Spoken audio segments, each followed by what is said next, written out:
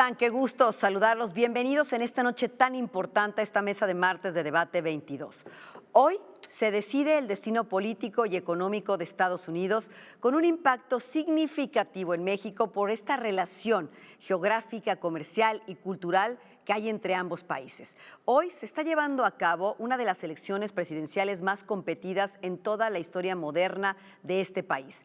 El creciente voto latino será determinante para inclinar la balanza entre un candidato, por supuesto, y el otro. Me refiero a Kamala Harris, del Partido Demócrata, o Donald Trump, del Partido Republicano, quien busca, recordemos, la reelección diferida. ¿Por qué el sistema electoral de los Estados Unidos es tan diferente al de México? Hay muchos que dicen, si es una democracia, ¿por qué se mide a través de quien gana en un colegio electoral y no del voto directo? Bueno, de eso vamos a platicar en esta noche y agradezco en esta mesa que me acompañen dos expertos, por supuesto, en la materia. Me refiero a Grisha Reter, quien es analista político y ex vocero aparte del Partido Demócrata aquí en nuestro país. ¿Cómo estás, Grisha? Qué gusto. Muy bien, muy buenas noches, Gaby. ¿Cómo estás? Qué gusto saludarte. Igualmente. Y también a Miguel Ángel Lara Otaola, consejero internacional del Proyecto de Integridad Electoral. ¿Cómo estás, Miguel Ángel? Qué gusto. Muy bien, muchísimas gracias. Si alguien sabe, créanme, de lo que estamos hablando son estos dos hombres que hacen el favor de acompañarnos en esta mesa. A ver, yo creo que empecemos un poco poniendo, antes de irnos a lo que pueda estar ocurriendo en Estados Unidos, ¿por qué la elección en Estados Unidos es tan diferente a la de México cuando dicen que es una democracia? ¿Y por qué el voto directo no decide al ganador como lo hemos visto en otras elecciones? El caso, por ejemplo, de Donald Trump y Hillary Clinton, en el que los votos se los llevó Hillary Clinton, pero el que ganó la elección fue Trump. A ver, platícanos, Grisha. Bueno, primero que nada, no es una democracia directa, es lo que llamamos el colegio electoral. Es decir, en cada estado hay un partido demócrata y republicano independiente, no es como en México que es solamente un partido federal, sino que cada estado tiene sus propios partidos. Y la gente vota por ese partido y dependiendo del estado, hay con dos excepciones, en la mayoría de los estados, el partido que gana se lleva a todos los miembros del colegio electoral.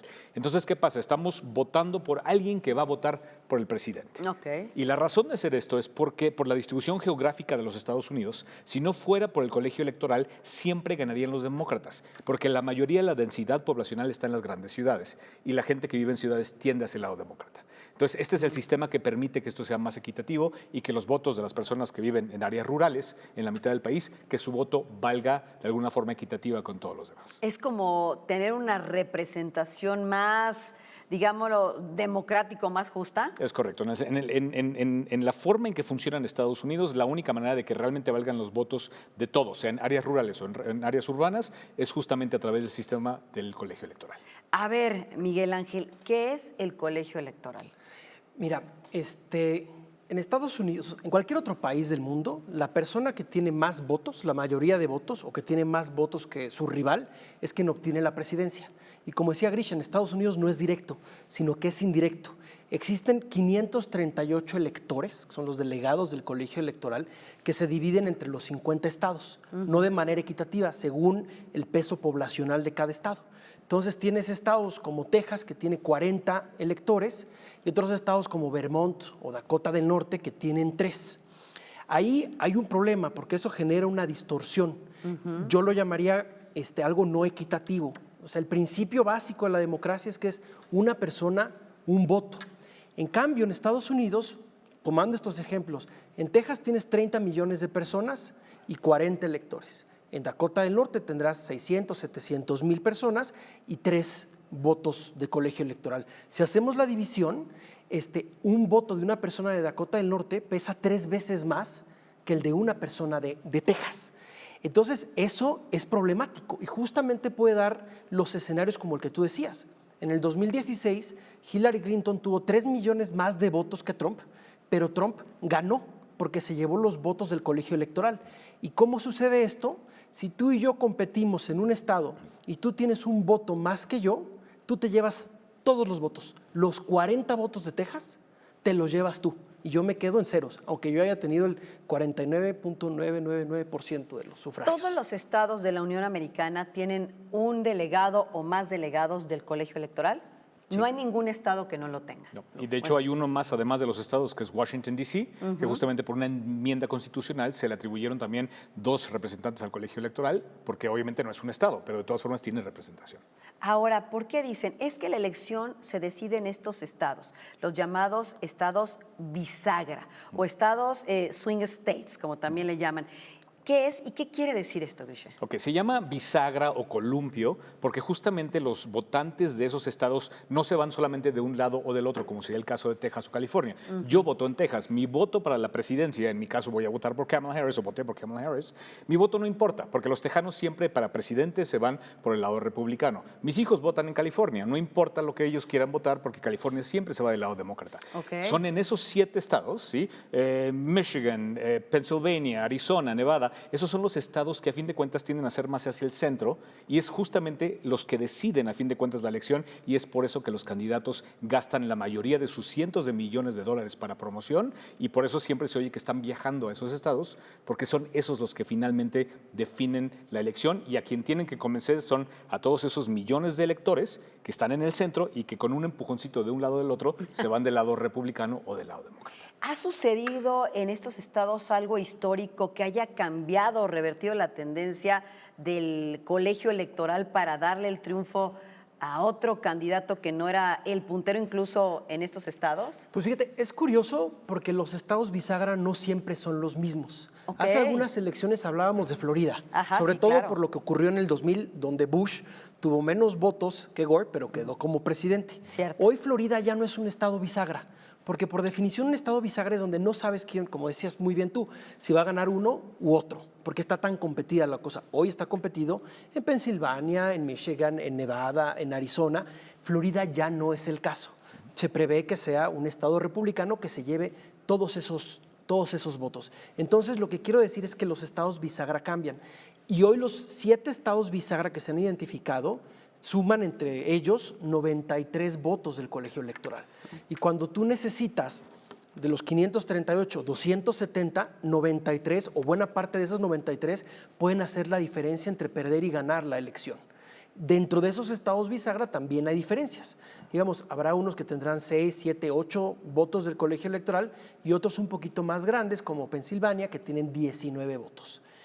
Ahí es donde se está definiendo la elección mientras hablamos. Qué interesante. A ver, Grisha, el estado actual de la contienda. Hemos visto pues una contienda en la que inició, por supuesto, el lado demócrata Joe Biden y de repente, bueno, pues se baja, lo bajan y entra Kamala Harris y hace un extraordinario papel, pero en un ambiente también de polarización donde el candidato republicano apela a lo que lo hizo ganar en la elección antepasada, en la que el tema de migración, el muro, la inseguridad, los delincuentes, el tema de seguridad nacional vuelve a encender esos ánimos y parece que les reditúa. Definitivamente. De hecho, en las últimas 2, 3 semanas, justo antes de la elección de hoy, pues vimos un cambio radical en la actitud de Kamala Harris. Ella, cuando toma el puesto de Biden, cuando él se baja y ella se sube a la contienda, su actitud era amigable, sonriente, como dicen en inglés, sunny disposition, todo era feliz, sonrisas por todas partes.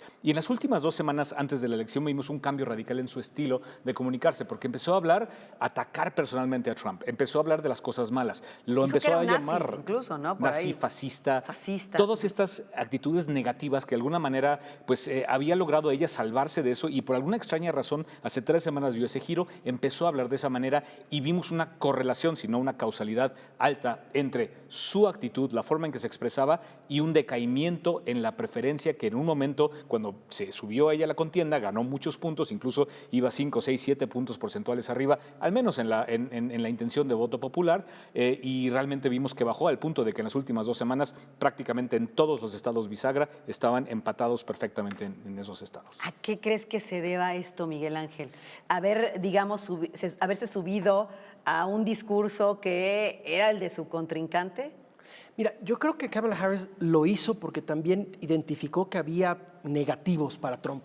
Recordemos que Trump, se le acusa de fascista porque Trump, y lo ha dicho on the record, que Hitler hizo cosas buenas, ¿no? También recordemos esas imágenes tan tristes del 2020, donde él rechazó los resultados electorales, se negó a reconocerlos No, y y llamó sus al ataque huestes al Capitolio, a ver. intentaron tomar el Capitolio, Sí, que eso claro. o sea, es una insurrección, como la llaman en Estados Unidos, pero también un intento de golpe de Estado, ¿no? Sí hay elementos fascistas en Donald Trump y además hay una parte del electorado que no necesariamente vota por Kamala Harris, pero sí vota en contra de Trump, porque están preocupados por lo que puede hacer con la Suprema Corte, ya con algunos nombramientos que hizo, causó daño, lo que puede hacer con distintos grupos y poblaciones vulnerables dentro del país, con los vecinos, con los aliados tradicionales de Estados Unidos y con la democracia misma del país. Entonces, ella creo que su apuesta fue capitalizar el voto anti-Trump. Y ahora las encuestas, pues bueno, los han puesto empatados. Creo que ese no es el único tema. Estaba revisando una encuesta, un sondeo que hizo el Centro Pew sobre los temas más importantes para la población americana, independientemente de si tienen inclinación por ser demócrata o ser republicano. El primero es la economía, y eso paradójicamente le duele a Biden y a Harris, porque si bien han hecho un buen trabajo, Sí. las bolsas de valores están en niveles históricos, la economía ha La crecido, inflación, la inflación el se ha empleo, claro. contenido. Al final del día, como en todo, lo que importa es la percepción. Y buena parte de la gente considera que no está tan bien hoy como estaba en el pasado. Eso le ha pegado. También los índices de aprobación de Biden están alrededor del 36, 38, 40%. Y otras de las preocupaciones generales son migración, crimen y seguridad, ¿no? Entonces creo que es ese cóctel un poco tóxico lo que está sesgando la intención de voto. Y que es lo que ha capitalizado muy bien Donald Trump con el tema de seguridad nacional. Ahora, la población hispana representa 18.5% de la población en los Estados Unidos. Estamos hablando que no es cosa menos, a ver, es la quinta parte del total y según estas proyecciones, pues este voto de la población hispana será muy decisivo. Déjenme hacer una pausa y regresando le entramos un poco justamente porque dicen que ya saben que si Estados Unidos estornuda, México le da gripa. Y aquí viene migración, empleo, seguridad en estos miles de kilómetros de frontera que tenemos. ¿Les parece? De acuerdo. Excelente. Muchas gracias. Ya volvemos. Estamos hablando de la elección que se lleva a cabo en este momento en Estados Unidos. Regresamos.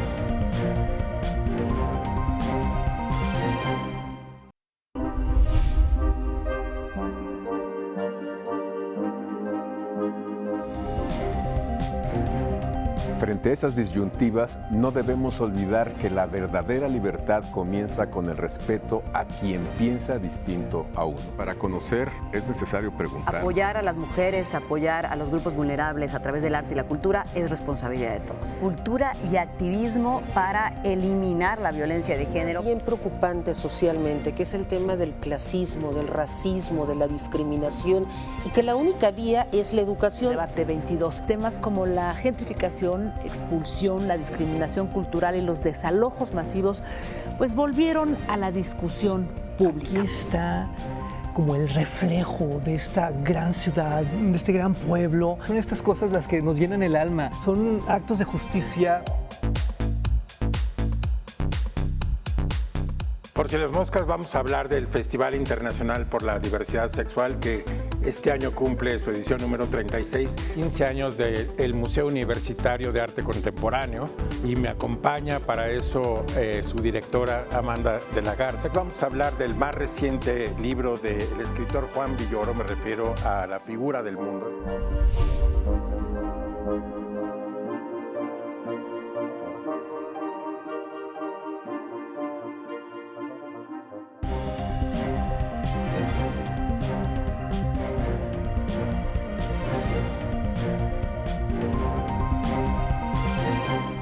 Ya estamos de regreso en esta mesa de martes de debate 22, dos invitados de lujo en esta mesa para analizar lo que ocurre en esta elección de Estados Unidos. Grisha Retter, analista político y exvocero del Partido Demócrata de Estados Unidos aquí en México. Miguel Ángel Lara Otaola, consejero internacional del Proyecto de Integridad Electoral. A ver, decíamos antes de salir a la pausa, la población hispana en los Estados Unidos es una quinta parte de la población de la Unión Americana, no es cosa menor, y se dice mucho, pero hay que entender el por qué se dice, que el voto latino será fundamental en esta elección que dicen, pues es una elección muy competida. Sin duda va a ser muy competida y el voto latino e hispano, como le queramos llamar, va a ser uno de los puntos más importantes porque además es el que más ha estado cambiando en preferencias. Los dos partidos saben que tienen que ganarse el alma de los latinos para poder ganar.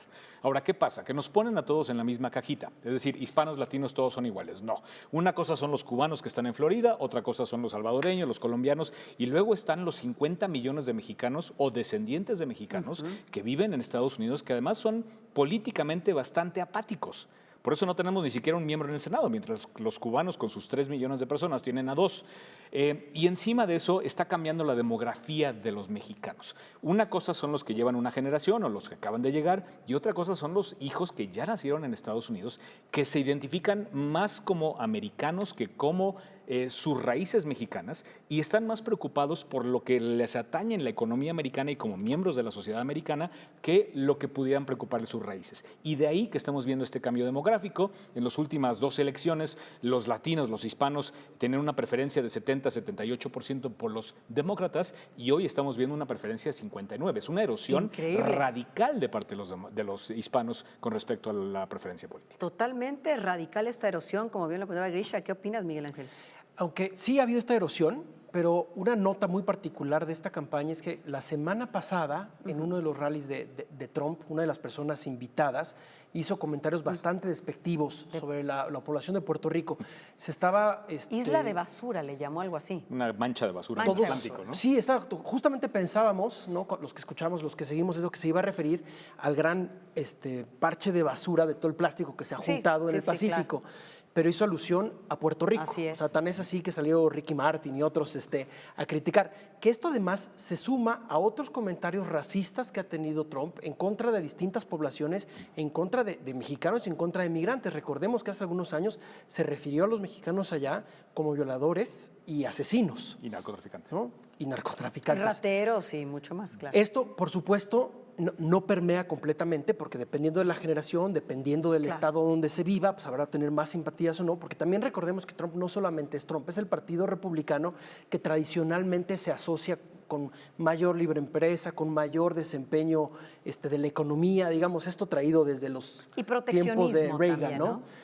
Y proteccionismo, que ahora es el caso con Trump, ¿no? Que va a tener repercusiones importantes no solamente para la economía americana, pero para sus socios como Canadá, como México, bueno, como China.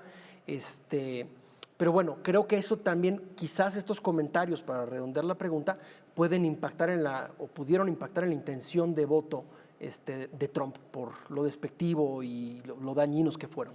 Pero nada más para cerrar un poquito el tema, es justamente los que somos mexicanos, que todavía nos identificamos como vinimos de otro lugar, lo tomamos como un insulto personal. Pero ya los que nacieron allá, los chavitos que dicen, pues yo soy gringo, no importa lo que digas. No están hablando de mí, ¿no? Exactamente. Y ahí es en donde creo que hay una nueva discrepancia, una nueva separación entre el punto de vista y la percepción pues, de los hispanos.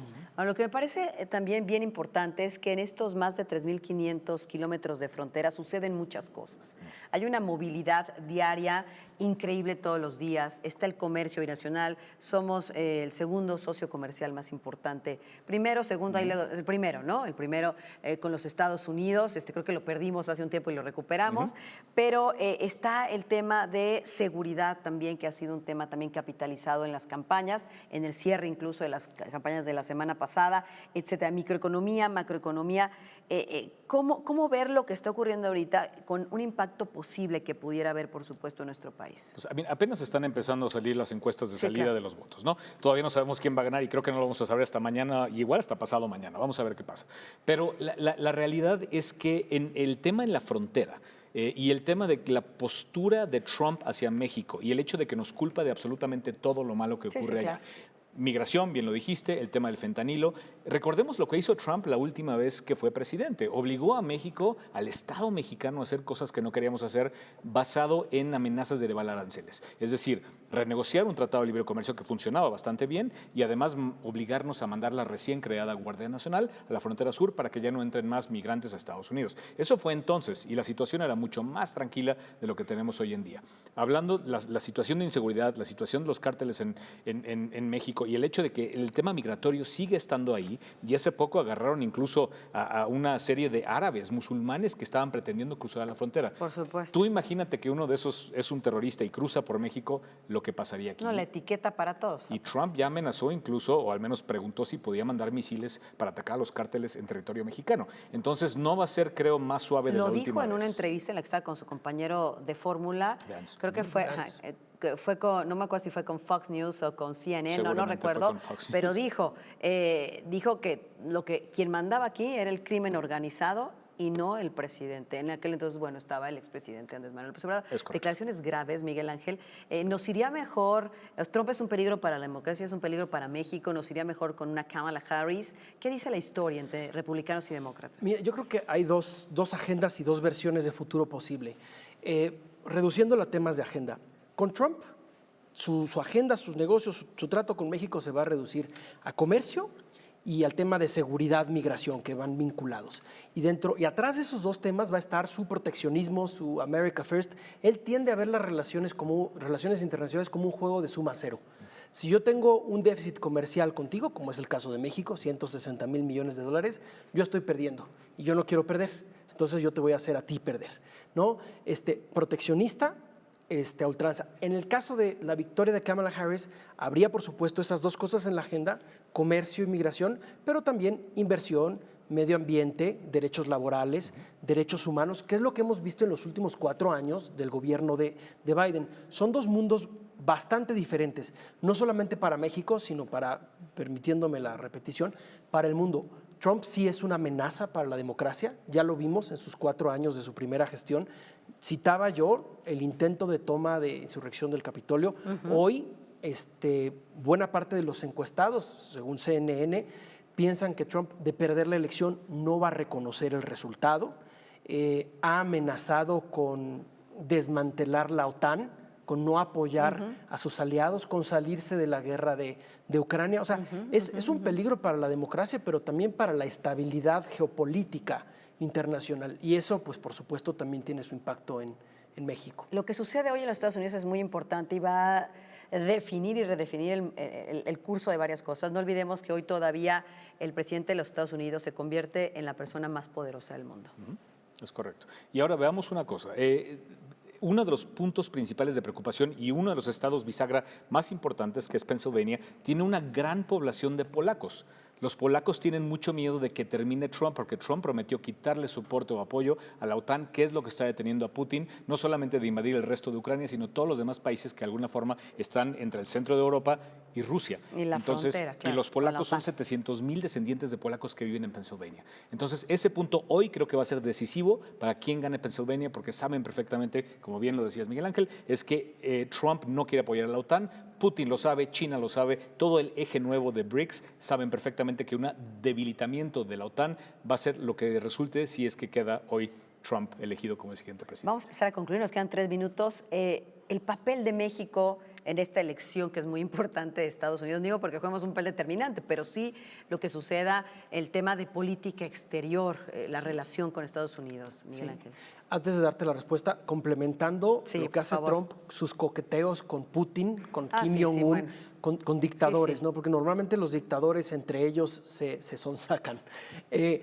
México, ¿qué tiene que hacer? Bueno, viene un hito histórico. En el 2026 se renegocia el Tratado de Libre Comercio, el TEMEC, con una presidencia de Trump.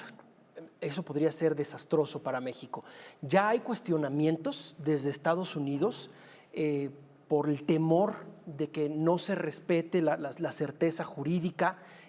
Hay inquietudes sobre la supermayoría que se tiene ahora en el Congreso en México, y a esto se le sumaría una presidencia de Trump, que Trump, hay que decirlo como son, Trump no nos quiere, ¿no? Y él no tiene consideraciones económicas, financieras, de inversión, son mucho más emocionales. Entonces, habría que preparar todo un gran equipo negociador con muchas abogadas y abogados para defender el TEMEC, que no solamente ha sido útil y productivo para México, sino para Estados Unidos y también para Canadá.